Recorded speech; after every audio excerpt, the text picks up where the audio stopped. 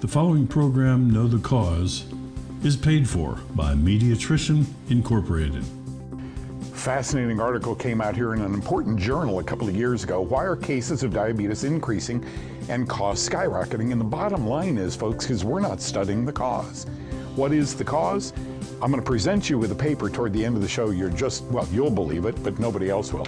But it's in a major journal. Now, opening today's show, what happens when your diagnosis is wrong, when your doctor is wrong? We'll delve into that a little bit. I like doctors, have a lot of friends who are doctors, and sometimes they get it wrong. Let them be wrong, I always say. Don't let them be dead wrong, okay? In the middle of the show, a couple of doctors, a dear friend of mine for 30 years. As a matter of fact, both of them are. One is Dr. Mark Stengler, who's written a brand new book, The Holistic Guide to Gut Health. Wonderful book.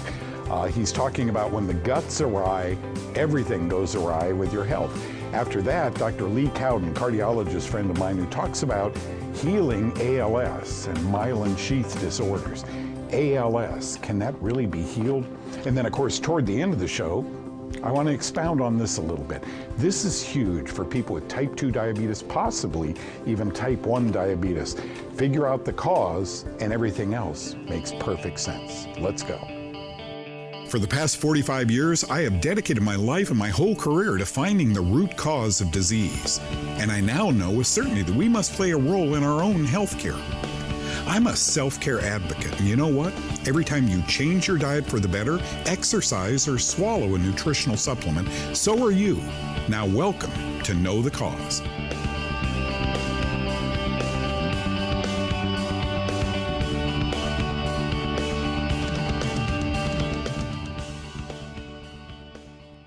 Gosh, my notes from reading this book. What was it? New York State Assemblyman Dan Haley wrote this book. He was a guest on my show many times back in 2000, 2001. It's called Politics in Healing, The Suppression and Manipulation of American Medicine. What a book. As you can see, I've read it many times. You got to get a copy of this. That's what I want to talk about right now. How industry-funded teaching events lead to the decisions your doctors make about your therapy. But let's walk down that aisle. Confusion in medicine. Remember, science isn't static. It changes every hour. Therefore, the information that doctors and nurses learn during their mandated continuing medical education courses must evolve to fit current health standards. Today, many, if not most patients, want to improve their health with diet, exercise, and/or nutritional supplementation. Any of you there? Any of you walked into your MD for a physical or something and then say, look, I'm taking a couple supplements. I want to know a little bit about my diet. Oh, and I'm doing some workouts. I'm walking. I want to lead it into a jog. Folks, I'd love to tell you your physician is qualified to answer those questions. That's not what medical school was all about. But continuing medical education classes are most often void of this important information: diet, exercise, supplementation. Why? Could it be industry support? And this comes directly out of the Journal of the American Board of Family Practice. Our study adds to the growing literature showing that industry-funded continuing medical education contains marketing messages that favor sponsors' drugs. The current accreditation system is inadequate. Physicians and other prescribers should avoid industry-funded continuing education, which is really marketing masqueraded as education. Industry-funded CME is a form of promotion and should be regulated as marketing. They're saying maybe cheating is going on. These doctors are going to these meetings and they're learning how great this new drug is by whom? By someone who is paid to stand up there and say how great this drug is. That sinks in. He goes back to the office. Oh, your arthritis isn't better, Mary? Let's try a drug I just learned about. Fait accompli. Bingo. The continuing medical education course worked. But should it have? Continuing medical education classes are most often void of this important information. Could it be industry support? Now a different one. The alcohol industry is increasingly funding academic research into the impacts of alcohol consumption, with some studies making claims about the health benefits of alcohol. New research suggests. The study found that since 2009, there has been a 56% increase in research funded by alcohol companies or affiliated organizations. Is that okay? In other words, these American Heart pamphlets that come out, boy, that red wine is going to help your heart. Does it? Increase in alcohol industry funding, okay. Suggests there is a cause for concern, says a new headline. Co-author of the study, Dr. Sue Golder from the Department of Health Science at the University of York, said, and I want to quote, "Our study identified a worrying trend. While there has been a steep decline in the alcohol industry conducting its own research on health, at the same time, there has been an increase in alcohol industry-funded such research." Wow. By providing financial support to the researchers or via alcohol-related organizations, University of Florida. Moderate drinking may help the heart. Right out of WebMD, studies provide new evidence that moderate drinking prevents heart-related deaths. Now look below. Hot off the press, just recently. Large study challenges the theory that light alcohol consumption benefits heart health, and I quote, "The findings affirm that alcohol intake should not be recommended to improve cardiovascular health. Rather, that reducing alcohol intake will likely reduce cardiovascular risk in all individuals." You see where I'm going with this. This is the way your doctor is being educated. And you and I are being educated on TV every night. Oh, this drug, don't get me started. But I just want to remind you, the year I was born in 1949, look what was on every magazine. More doctors smoke Camel than any other cigarette. My friends, let them be wrong. Do not let them be dead wrong. I hope that helps. That I showed the connection between the gut and every organ and cell in the body. And this is what the scientific literature has shown. So you talked about skin. We now know there's what's called the gut-skin axis. Right.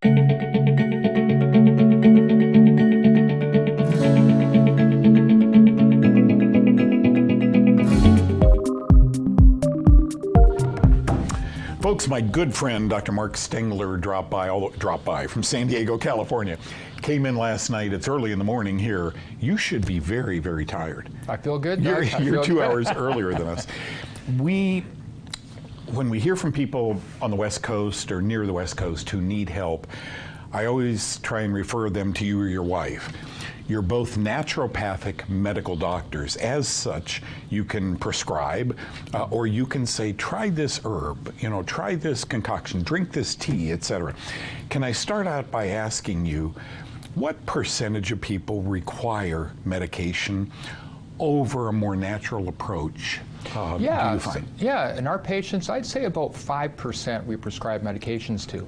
And those and in those medications are, serious acute infections. We use antibiotics. We do prescribe a lot of antifungal medications, chronic digestive fungal problems, which you know a lot about. We do also prescribe a lot of hormone replacement, like menopausal women, men with testosterone deficiency, people with thyroid, low thyroid. So if you consider those drugs, which they are. But other than that, I mean, really, it's most people, we do not prescribe medications. Now remember, all the common conditions. You've got a cold, you got an ear infection, you got a cough, you got a skin rash, you got fatigue, you've got whatever it is. Most of those conditions we treat naturally with diet, supplements. Sometimes we use intravenous nutrient therapy, lifestyle changes. And so most conditions we're able to help without medications. We'll use them if we have to, but most cases we don't have to. I keep your big books up there, natural medicine books, on my shelf as I do live shows and so forth. I'm so proud of you. By the way, he's got a brand new book out. It's called The Holistic Guide to Tummy Health. We don't say gut. Okay. To tummy health. There it is. Thank you, John. We made a graphic out of that, had it spinning around. Mark, I'm asking this for many reasons. When I worked in dermatology for 5 years, the doctors I worked with, David Weekley was one of the big out of Johns Hopkins. He would say, why do you ask these people about bloating, belching gas? We're a skin clinic. And we found about 80% of people who had dermatological problems also have stomach problems. So for you to address this in book form, Give us a tease, give us a 1-minute tease what people are going to find in the Holistic Guide to Gut Health. What I do in the book is I not only address common digestive problems, acid reflux, irritable bowel syndrome, inflammatory bowel disease, constipation, small intestine bacterial overgrowth, but more to that, I show the connection between the gut and every organ and cell in the body. And this is what the scientific literature has shown. So you talked about skin. We now know there's what's called the gut-skin axis. Right. So there's a direct communication network between the gut and the skin and the other way around. Same with the brain. Same with the eyes, same with the mouth, your joints, your bones, the reproductive organs, everything. So the gut is the gateway to the body. If you have a healthy gut, you're going to be healthy systemically. If you don't have a healthy gut, which is most Americans, you're going to have breakdown in the rest of the body. Is the gut, because there are trillions of microbes, Yep. God put them there, right? Commensal. The yeast get along with the bacteria. Imagine that. Is it considered a tissue? Like you asked me before we went on, I didn't answer, I'm sorry, we were in makeup and boom, we're on the air. What's the largest organ in the body? Well, I learned, decades ago, is the skin. Right. But you're saying, in the book, you're saying doctors don't feel that way. Right, that's true. In medicine now, the microbiome is considered the largest organ in the body. And like you said, about 100 trillion microbes in the body, working hopefully symbiotically with the body systems, unless they're out of balance because of diet, stress, medications, and then you get overgrowth of organisms, like you said, the yeast and things like that, and they cause disruption in the gut and the rest of the body. So it is the largest organ. Organ number 2 that's the largest, we now say in medicine, is actually the digestive tract. Your small intestine is the size, the square feet of 400 square meters, about the size of 2 tennis courts, where all the absorption takes place. And think about it, in a lifetime, we have to digest 60 tons of food. Yeah, that's exactly 60 tons right. of food. Right. Yeah. Wow. Dr. Mark Stengler, his wife, Angela Stengler, both have a Master's of Science degrees and are naturopathic, love it, medical doctors, love it more. Thank you. We put up your contact information. Great guy. Thank you for coming all the way out here and sharing all this in the new book, The Holistic Gut Health Guide. Thank you. In 5, 4, 3. It's always good when I have time with a dear friend. I think Dr. Cowden and I go back, Lee, 30 years, something like that. Welcome to the show, and thank you for. We were young. You still look wonderful. What happened to me? I get so many inquiries about something you're really involved in right now, and it's an organization called healingals.org. I get so many inquiries about ALS, Lou Gehrig's disease, nerve disease, MS, etc. Are you affiliated with that organization, healingals.org, and to what extent and what are they doing? Well, yeah, I volunteer for healingals.org. It was started by a couple of friends of mine about 10 or 15 years ago, and their goal was to be able to offer hope and help to those patients with amyotrophic lateral sclerosis. Most neurologists say that ALS is not treatable or reversible, but we found that that's not true. And tease us a little bit, don't give away the whole plan, that would take a long time, but is this a type of detox? Is this supplementation? Is it dietary? Does it require a neurologist to work with, et cetera? Well, it's very rare to find a neurologist that you can work with because most of them believe that it's a hopeless situation, and so they speak negative words over the patient, which actually in many cases makes the condition worse. But it is, yes, a toxicity problem, a microbial overload problem, a mental stress problem, and a variety of other causes. There's commonly at least a dozen different causes of ALS in any one patient, but it's a different dozen in each patient. And so you have to go through that possibility list and figure out which ones are yours. Are these patients, before they hear about ALS or MS, are they polysymptomatic? In other words, is the top of the 10 different conditions or 10 different etiologies, Is the top of it nerve disorder, but on top of that they had stomach and skin and brain problems, et cetera? Is that what you're finding? Well, yeah, it starts out as a weakness in an extremity, usually, or a impairment of speech, or both, and then that progresses to difficulties with breathing, difficulties with swallowing. So they end up having to get what's called a PEG tube, a tube to go straight into the stomach to feed themselves because they can't swallow. And they have to get breathing apparatuses to be able to survive. And the life expectancy, according to the neurologist, is about 3 years. Yeah.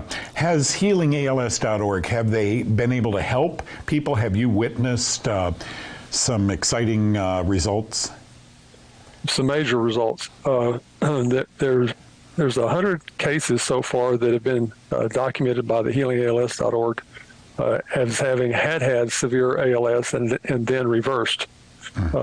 Dr. Richard Bedlack at Duke University has co-documented about 60 of those now. Wow. And so, there is no doubt that it is a reversible condition. How do people get more information if they have a loved one with ALS? How do they get more information? Well, the best thing is to go to healingals.org and click on the button that says Start Here. Okay, fairly simple. And would this apply, because I get so many inquiries from people with MS, they're also given, there's not much we can do. Could it apply with certain MS patients? Well, a lot of these things do apply to MS patients. I want to, give more detail about that because that's a much simpler condition to reverse if you catch it early. You're excited. And, it's something that we discovered in a research study in Dallas in 2014, but I never did publish it, got too busy doing other things. I know you and I know your schedule. Dr. Cowden is a cardiologist, stays very, very busy. Here's a doctor that works with heart patients, using his heart to care for people with neurological conditions. For more information, healingals.org. Thank you, Dr. Cowden. Thank you.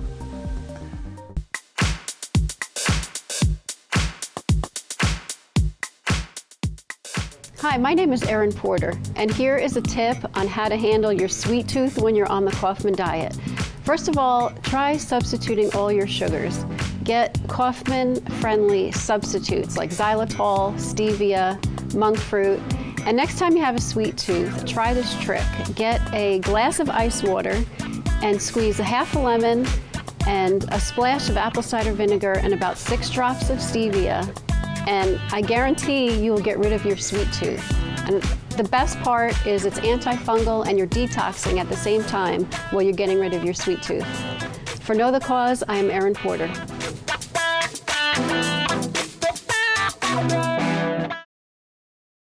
It was the year 2003, 18 years ago, that Dr. Dave Holland and I wrote this book, The Fungus Linked to Diabetes. There's over 100 scientific references in it, and ironically on the cover we wrote, a cutting-edge approach to stopping one of the fastest growing epidemics in its track, right?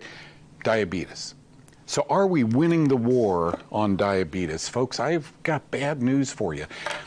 If you have diabetes, I hope you watch this, and I hope you tell your friends about this. The book is 18 years old, flying off the shelves for a reason. The truth is in this book, okay? Fungus and diabetes. Okay, let me go over some of this with you. Are we finally defeating diabetes? And I respond, nope. In 2000, the year, 11 million Americans had diabetes. 12 years ago, 24 million had it. The number of people with diabetes, unlike other chronic conditions, is rising annually by about 1.2%. Why? Okay? Because we don't know the cause. We don't know. Children are just born with a genetic predisposition to diabetes. Our beta cells, our pancreas doesn't work properly. Why? That's what I'm here for. I'm not here to find you another drug and another drug and another drug for diabetes. I'm here to answer your question why, and maybe this will help. In 2015, says the Journal of the American Medical Association, about 50% of Americans This is unbelievable. Had type 1 or type 2 diabetes. What was the cost? In 97, about $44 billion a year. 2010, about $218 billion. Predicted by 2034, you can add $200 billion to that. It'll be $500 billion by then. Why? Why? I ask that question. Why are cases of diabetes increasing and the costs skyrocketing? Because researchers and endocrinologists, doctors that treat hormone conditions, don't know the cause. Can I give you my 2 cents here? I think this will help a lot of people because this was groundbreaking, this research. A safe treatment for type 2 diabetes, efficacy and safety of low and very low carbohydrate diets for type 2 diabetes remission. What? The British Medical Journal said the D word? You can change your diet and have type 2 diabetes? What about type 1? Go into remission? Here's what they said. On the basis of moderate to low certainty evidence, patients adhering to a low carbohydrate diet for 6 months may experience remission of diabetes without adverse consequences. This is exactly what the Kaufman diets are. This is why the book continues to sell. It's not going to stop. 30 years from now, it'll still be selling until our doctors and researchers stop looking for new drugs and new shots, new procedures, and start thinking, wait a minute, there are health food stores that have antifungal supplements. Talk to your doctor about these if fungus is the cause. But if you starve fungus, that's what a very low carb diet does. Okay? So here's the final graphic. Fungi thrive on sugars in your diet. Is it any wonder why limiting sugars in your diet helps people with diabetes? Could diabetes be a fungal disease? Look at these next 2 bullet points. The diabetes drugs Avandia and Actos, they've sold billions of dollars, have antifungal properties. And finally, how do we give study animals diabetes? We inoculate them with 2 antibiotics called streptozotocin and baflomycin, and they get diabetes. Oh, by the way, those antibiotics are fungal mycotoxins. We give them to animals because they don't get diabetes, and now after we put antibiotics or mycotoxins in them, they get diabetes. Think. Is that helpful? Good.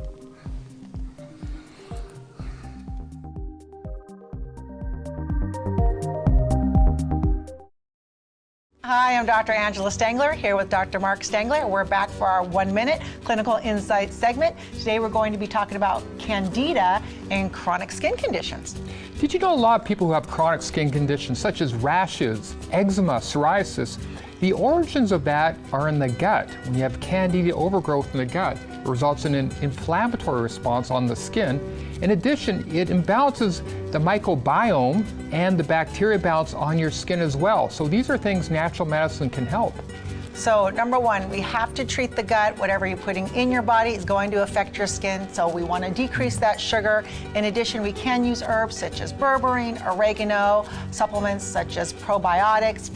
Make sure that it is a good quality probiotic. In addition, things like Manuka honey is very helpful if you want to do something soothing, as well as ozonated oils is really helpful. But it's really important to get to the cause of your chronic skin condition.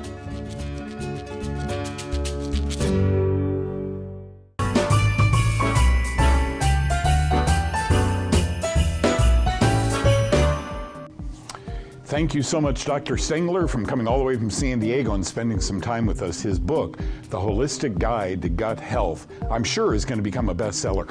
Folks, maybe not immediately. Books like this take the lay public 2 years to get really going when they realize he's right, and doctors another 20 or 30 years to pick them up and say, gosh, maybe when this has gone awry, everything goes awry. Okay, so thank you, Dr. Stengler. Thank you also, Dr. Lee Cowden, good friend of mine for a long, long time. Most neurologists, and internal medicine doctors say you can't heal ALS. You just got to kind of keep them medicated and manage their medicines and so forth. He's got some really good ideas. In the opening of the show, is it okay for physicians to take money from the industry? I don't know, but I might make the same mistake, if it is a mistake, if I were a doctor. Folks, thank you for joining us today. God bless you. We'll see you next time. Tell a friend to know the cause.